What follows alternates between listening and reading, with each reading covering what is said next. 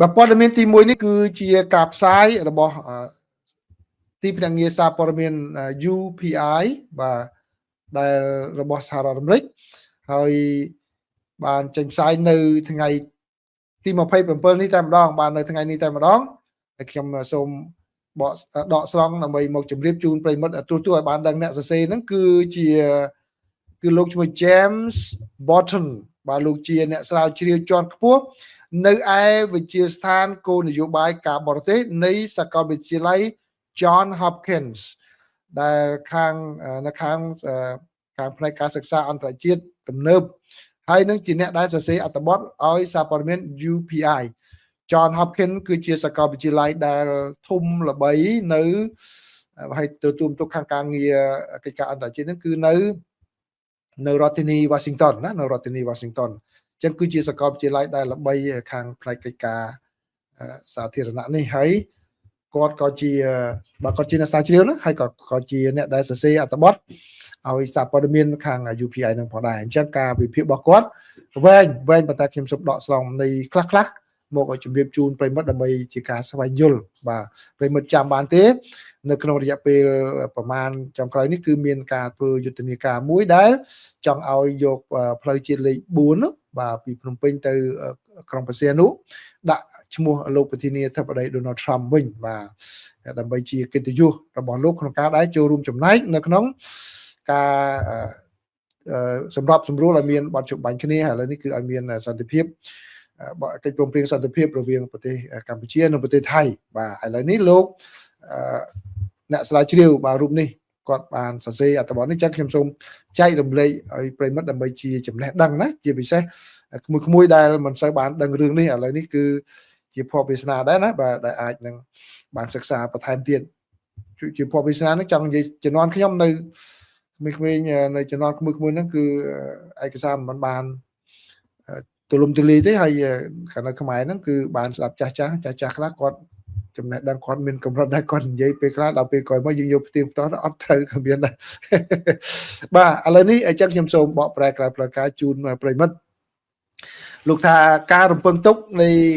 ការបដូរឈ្មោះផ្លូវជាតិលេខ4ហ្នឹងបាទអាចនឹងកើតមានឡើងណាគឺផ្លូវហ្នឹងគឺតាមពីដើមមកគឺសាងសង់ដោយសហរដ្ឋអាមេរិកហើយផ្លូវហ្នឹងណា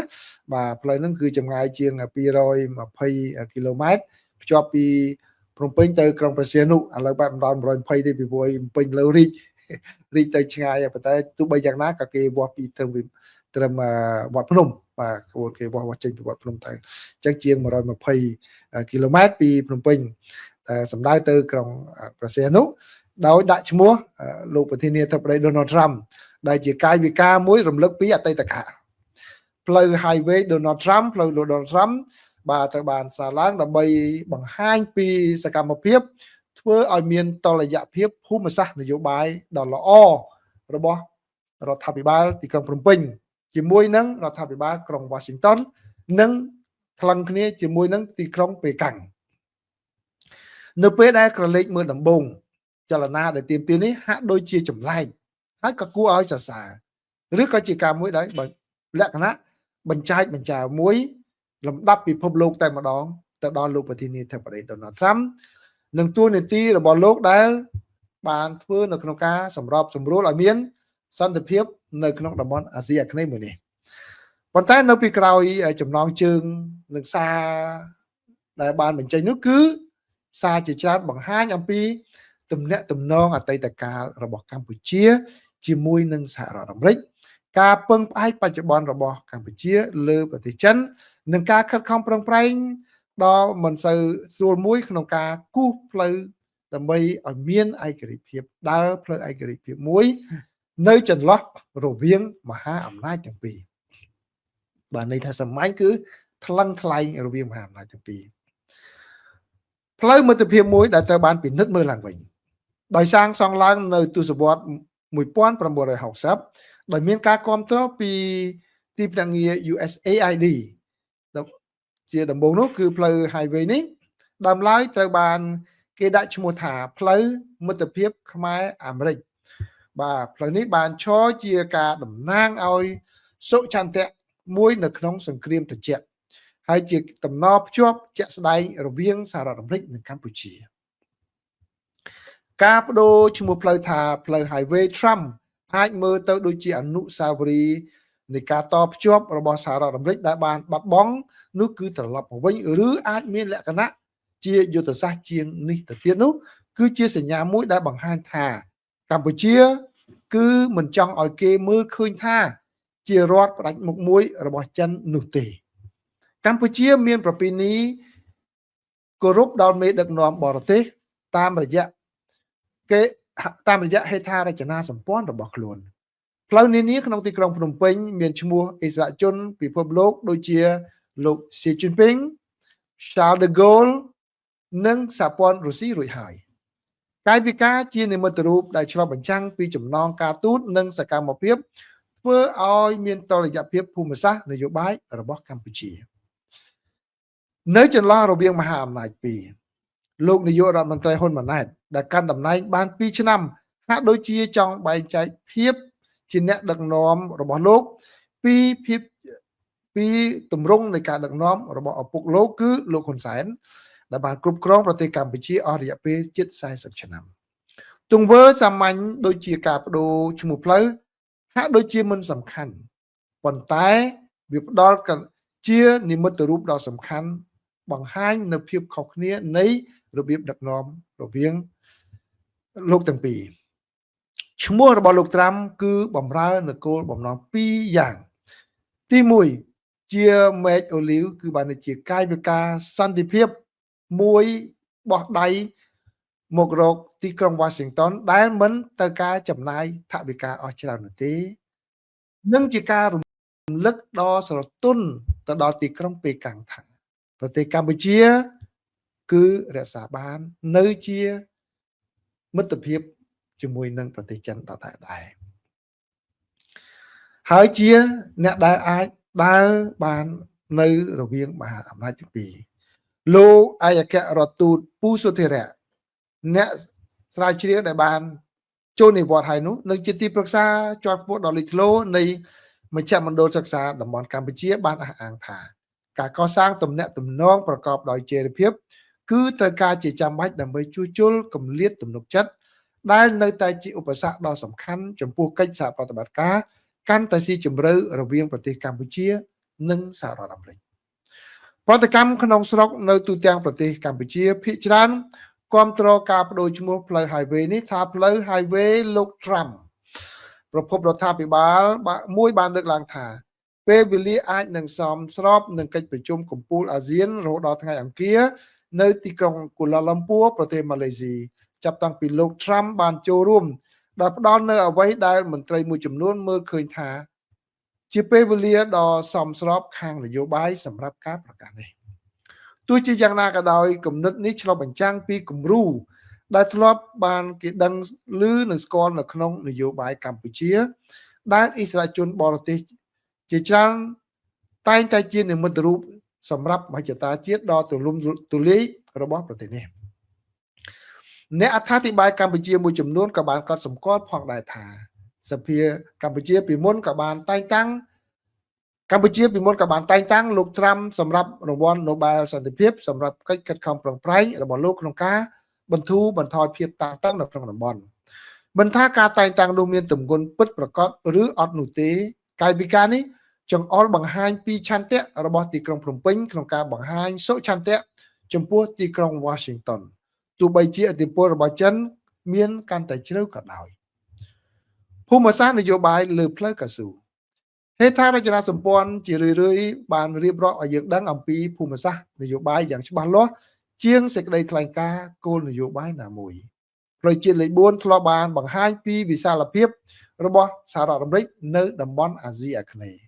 ឥឡូវនេះវាបង្ហាញជាការកើនឡើងរបស់ចិននៅក្នុងតំបន់នេះដែរដោយតាមរយៈផ្លូវរបស់ចិនការបដូរឈ្មោះដែលបានស្នើឡើងរបស់ខ្លួនចាប់យកការប៉ុនប៉ងរបស់កម្ពុជាក្នុងការស្វែងរកតុល្យភាពនៅក្នុងយុគសម័យនៃការប្រកួតប្រជែងគ្នារបស់មហាអំណាចនៅក្នុងតំបន់ Indo-Pacific ប្រទេសតូចៗមិនមែនជាអ្នកទស្សនាអកម្មនោះទេពួកគេប្រើនិមិត្តសញ្ញាឈ្មោះគម្រោងឬសូម្បីតែផ្លូវ Highway ដើម្បីបញ្ជាក់ពីជំរឿសនិងភាពបត់បែនភាពផ្ទុយគ្នាគឺច្បាស់លាស់ ផ្លូវមួយដែលសាងសង់ឡើងដើម្បីតំណាងឲ្យមិត្តភាពរវាងសហរដ្ឋអាមេរិកនិងកម្ពុជាអាចនឹងមានឈ្មោះប្រធានាធិបតីម្នាក់ដែលតែងតែមានគំនិតចោទសួរថាអំពីសារៈសំខាន់នៃការចងសម្ព័ន្ធមិត្តឬចងសម្ព័ន្ធភាពមិនត្រូវថាតើការធ្វើនេះត្រូវបានជំរុញដោយការសរសើរការគិតគូរបែបនយោបាយឬការប្រឆាំងដោយស្ងៀមស្ងាត់ទេពាក្យចចាមអារាមអំពីការបដូរឈ្មោះផ្លូវរបស់ទីក្រុងភ្នំពេញនេះរបស់រដ្ឋាភិបាលទីក្រុងភ្នំពេញនេះបង្ហាញថាប្រទេសមួយនេះកំពុងតែព្យាយាមបើកបរឆ្លងកាត់ការប្រកួតប្រជែងដ៏ខ្លាំងក្លាក្នុងចម្ងាយ1 គីឡូម៉ែត្រម្ដង1 គីឡូម៉ែត្រម្ដងនៅទីបំផុតមិនថាផ្លូវ Donald Trump คล้ายជាការពិតឬគ្រាន់តែជាពាក្យចចាមអារាមមួយទៀតនោះទេរឿងរ៉ាវនៃការបដូរផ្លូវ Highway លេខ4នៅតែបន្តជាការរំលឹកថានៅអាស៊ីអាគ្នេយ៍ផ្លូវនីមួយៗសុទ្ធតែជាផ្លូវនយោបាយហើយឈ្មោះនីមួយៗសុទ្ធតែមានសារអំពីកន្លែងដែលប្រជាជាតិមួយជឿថាអនាគតរបស់ខ្លួនត្រូវពឹងពាក់លើបាទនេះគឺជាការសរសេរមួយដ៏គួរឲ្យចាប់អារម្មណ៍ដែររបស់គាត់បាទដែលខ្ញុំយកមកចែករំលែកជូនប្រិយមិត្តទាំងអស់គ្នានេះបាទគាត់មិនជាការលើកបញ្ចែកបញ្ជូរឬក៏ជាការរិះគន់អីទេបាទគឺបង្ហាញអំពីអត្ថន័យដែលបណ្ដាប្រទេសនៅក្នុងតំបន់អាស៊ីមិនថាកម្ពុជាទេគឺប្រទេសមួយចំនួនគឺតែងតែប្រើឈ្មោះបែបនេះដើម្បីរក្សាតុល្យភាពនិងបញ្ជូនសារអំពីការចាប់ដៃជាមួយនឹងមហាអំណាចជាបង្ហាញអំពីការរក្សាតុល្យភាពគ្នាបាទដូចដែលខ្ញុំធ្លាប់បានជម្រាបប្រិយមិត្តហើយបងដែលចាស់ទុំនៅកន្លែងក្នុង show ពេលនេះក៏ធ្លាប់ដឹងដែរគឺតាំងពីសម័យសង្គមរាស្ត្រនិយមមកគឺកម្ពុជាខិតខំដើរថ្លឹងខ្លះបាទយ៉ាងខ្លាំងរវាងមហាអំណាចជាពិសេសនៅសម័យនោះគឺសម័យមនុស្សកម្ពុជាបាទមនុស្សកម្ពុជាប្លុកសេរីនិងប្លុកកុម្មុយនីសឥឡូវនេះគឺការប្រកួតប្រជែងក្នុងទងទីផ្សេងបើជាលក្ខណៈពាណិជ្ជកម្មផងជាលក្ខណៈបង្ហាញអំពីយោធាផងបាទច្រើនណាស់បាទអញ្ចឹងនេះគឺហើយនឹងជាការមួយបង្ហាញអំពីគេថាសន្តាប់ធ្នាប់ថ្មីរបស់ពិភពលោកផងបាទ the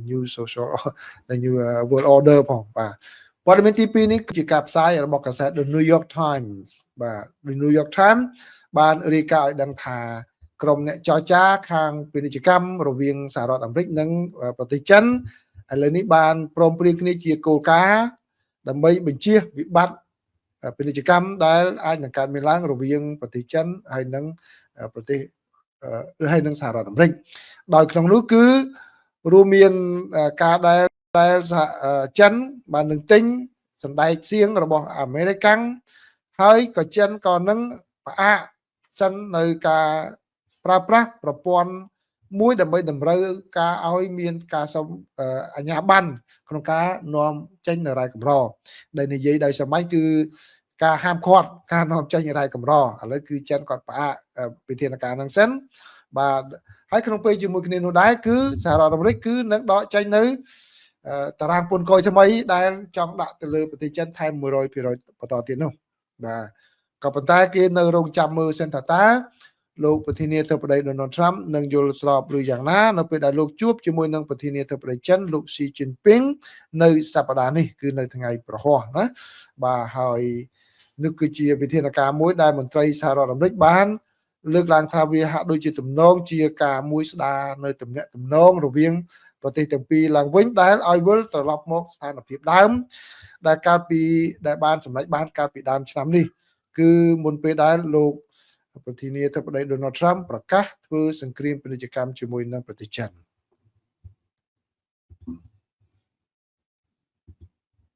ព័ត៌មានទី3នេះគឺ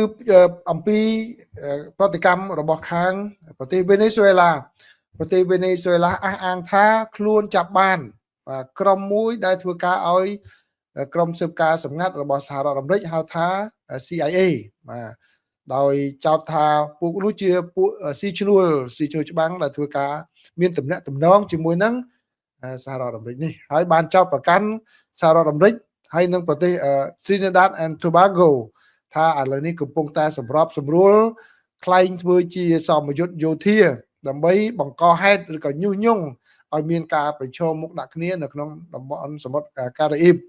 នៅក្នុងសេចក្តីថ្លែងការណ៍ដែលបានចេញផ្សាយ គឺអនុប្រធានាធិបតីរបស់ប្រទេសវេណេស៊ុយឡា Delcy Rodriguez បាននិយាយថាគឺពួកគេបានចាប់បានជនទាំងអស់នោះដែលគេចាត់ទុកថាជាអ្នកដែលចូលរួមធ្វើរៀបចំផែនការធ្វើប្រតិបត្តិការคล้ายៗនៅក្នុងដែនទឹកដើម្បីឲ្យមានហេតុផលក្នុងការដែលឲ្យមានការប្រជុំមុខគ្នាខាងយោធាពេញទំហឹងប្រឆាំងជាមួយនឹងប្រទេសវេណេស៊ុយឡានេះបើយោងតាមការផ្សាយរបស់សារព័ត៌មាន The Miami Herald ក៏ប៉ុន្តែសារព័ត៌មាននេះបញ្ជាក់ថាពួកគេមិនអាចផ្ទៀងផ្ទាត់ដោយឯករាជ្យបានទេអំពីការអះអាងរបស់វេណេស៊ុយឡានោះហើយថាតើក្រុមនោះពិតជាមានមែនឬមិនមានឬក៏មានប្រតិបត្តិការណាដែលមានការសម្របសម្រួលដោយក្រុម CIA ឬទេដែលឡែកខាងយុទ្ធភូមិភាគកណ្ដាលយុទ្ធភូមិភាគខាងត្បូងរបស់ខាងសហរដ្ឋអាមេរិកនេះដែលពិនិត្យមើលប្រតិបត្តិការយោធានៅតំបន់អាមេរិកឡាទីននោះក៏មិនបានឆ្លើយតបការសុំអត្ថាធិប្បាយបំភ្លឺផងដែរព័ត៌មានទី4នេះបើតាមក្រសួងសន្តិសុខមាតុភូមិរបស់សហរដ្ឋអាមេរិកបានឲ្យដឹងគឺថាមកដល់ពេលនេះមកដល់ត្រឹមថ្ងៃច័ន្ទនេះគឺមានជនអន្តោប្រវេសន៍ខុសច្បាប់មកសហរដ្ឋអាមេរិកហ្នឹងរហូតដល់1លាន6សែននាក់ហើយបានសម្រេចចាក់ចេញពីសហរដ្ឋអាមេរិកដោយស្ម័គ្រចិត្តគេប្រើពាក្យ self report គឺបានន័យថាសុខចិត្តចេញដោយខ្លួនឯងដោយមិនមានការបង្ខំទេហើយសហរដ្ឋអាមេរិកក្នុងពេលកន្លងមកបានប្រកាសថានឹងផ្ដល់ថវិកាសម្បត្តិយន្តហោះឬក៏លុយរហូតដល់$1000ដើម្បីឲ្យអ្នកទាំងអស់នោះចេញពីសហរដ្ឋអាមេរិកហើយសុំច្បាប់ត្រឹមត្រូវត្រឡប់មកវិញមានឱកាសតែបើសិនជាសហរដ្ឋអាមេរិកបណ្ដឹងចេញទេគឺអាចនឹងដាក់ blacklist លែងអាចចូលបានហើយអ្នកដែលអាចលែងចូលបានឬក៏ blacklist នេះគឺសហរដ្ឋអាមេរិកបានបញ្ជូនចេញរហូតដល់កន្លះលានអ្នកឯណោះបាទតាំងពីរដ្ឋបាលលោកប្រធានាធិបតី Donald Trump បានចូលកាន់អំណាចមកហើយបានចាត់វិធានការខ្លាំងហើយខាងក្រសួងសន្តិសុខមាតុភូមិរបស់សហរដ្ឋអាមេរិកបានបញ្ជាក់ថាកំណត់ត្រារបស់លោកប្រធានាធិបតី Donald Trump នៅក្នុងពេលនេះអាចនឹងលើសពីប្រធានាធិបតីណាទាំងអស់នៅក្នុងការចាត់វិធានការបង្ក្រាបទៅលើជនអន្តោប្រវេសន៍ខុសច្បាប់នៅលើមកសហរដ្ឋអាមេរិកព័ត៌មានទី5នេះជាការផ្សាយរបស់សារព័ត៌មាន The Washington Post បាទ Washington Post បានផ្សាយថាលោកប្រធានាធិបតីសហរដ្ឋអាមេរិកលោក Donald Trump បានស្ដីបន្ទោសប្រទេសរុស្ស៊ីគឺការស្ដីបន្ទោសនេះធ្វើឡើងនៅថ្ងៃច័ន្ទនេះដោយសារតែរុស្ស៊ីបានធ្វើតេស្តមីស៊ីលដែលអាចបំពាក់គ្រាប់នុយក្លេអ៊ែរបានហើយជំនួសវិញលោកតាមថារុស្ស៊ីគួរតែធ្វើការយ៉ាងណាដើម្បីបញ្ចប់សង្គ្រាមនៅក្នុងប្រទេសអ៊ុយក្រែនទៅបាទនេះគឺជាការមួយផ្លាស់ប្ដូរសម្ដីដែលចេញពីមេដឹកនាំពិភពលោកមួយរូបដែលអាចបញ្ជាក់បានថាទំនាក់ទំនងរវាងមហាអំណាចទាំងពីរនេះគឺមិនល្អទេកាន់តែអាក្រក់ជាងមុននៅក្នុងរយៈពេលប្រហែលសប្តាហ៍នេះដោយសារតែកាលពីថ្ងៃអាទិត្យខាងរុស្ស៊ីក៏បានធ្វើតេស្តសាកល្បងដោយជោគជ័យនៅមីស៊ីលសំកាំងដែលមានបំពាក់ GPS ហើយអាចបំពាក់ក្បាលគ្រាប់នុយក្លេអ៊ែរបានដែលឈ្មោះថា Bovesnik ហើយរុស្ស៊ីគឺបានបាញ់មីស៊ីលនោះដែលមានរយៈចម្ងាយអាចបាញ់បានប្រមាណជា15000គីឡូម៉ែត្រឯណោះហោះបាន15000គីឡូម៉ែត្រឯណោះបាទហោះបានឆ្ងាយហើយលោកប្រធានាធិបតីរុស្ស៊ីលោក Vladimir Putin គាត់បានស្លៀកសម្លៀកបំពាក់យោធាដើម្បីបញ្ជាការបាញ់សាកល្បងនោះហើយលោកបានចាត់ទុកថាវាជាផលិតផលតែមួយគត់គ្មានគូប្រៀបដែលល្អជាងគេទាំងអស់នៅលើពិភពលោកហើយនៅពេលដែលអ្នកសារព័ត៌មានបានសួរលោកប្រធានាធិបតី Donald Trump ដែលកំពុងតែធ្វើដំណើរតាមយន្តហោះប្រធានាធិបតី Air Force One ថាតើលោកមើលឃើញថាការធ្វើតេស្តនេះគឺជាការដែលរុស្ស៊ីយករឿងនុយក្លេអ៊ែរមកក្រវីដើម្បីបង្អួតសម្ញែងតែឬទេលោកត្រាំបាននិយាយថាសហរដ្ឋអាមេរិកវិញនោះគឺមាននាវាមួយទឹកដែលបំពាក់នុយក្លេអ៊ែរនៅក្បែរសមុទ្ររបស់រុស្ស៊ីតែម្ដងគឺមិនចាំបាច់ធ្វើដំណើរបាទជាង15000គីឡូម៉ែត្រទៅទេគឺអាមេរិកនៅក្បែរនឹងស្រាប់ហើយមីស៊ីលនេះនៅក្នុងសហរដ្ឋអាមេរិកគេហៅថា Skyfall មេឃធ្លាក់នោះគឺ ជាមីស៊ីលដែលធ្លាប់ធ្វើតេស្តជាច្រើនដងជាច្រើនឆ្នាំមកហើយប៉ុន្តែមិនបានជោគជ័យនោះទេ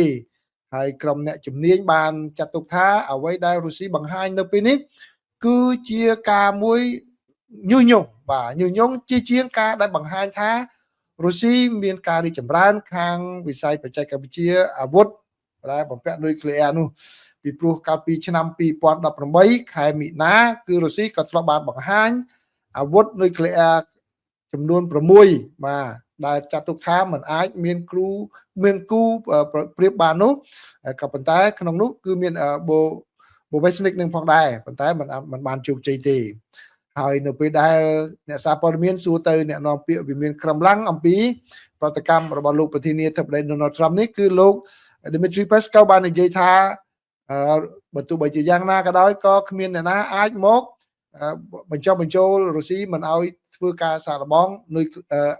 គ្រាប់មីស៊ីលរបស់ខ្លួននោះឡើយបាទនេះគឺជាព័ត៌មានទី1ដែលបង្ហាញអំពីភាពតានតឹងរវាងមហាអំណាចធំទី1និងទី2នៅលើពិភពលោកនេះ